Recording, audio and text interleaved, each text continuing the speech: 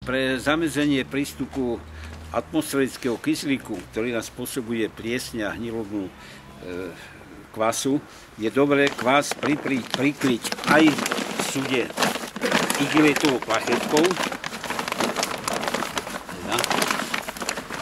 To je jedna operácia, ale potom druhá operácia, druhou plachetkou prikryjeme kvás aj z povrchu. A najlepšia je tam poiska, môžeme tak.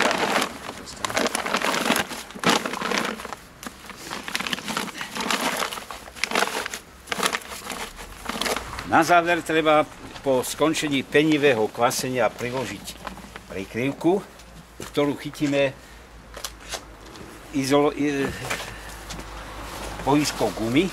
To je gumička, to je krúžok zostrihnutý z duše automobilu alebo motorky a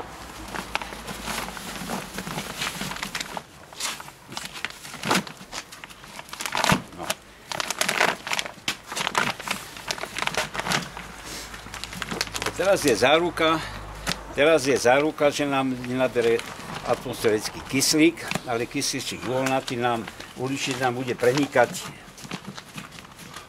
keďže tá gumička tvorí poisku, bude unikať von.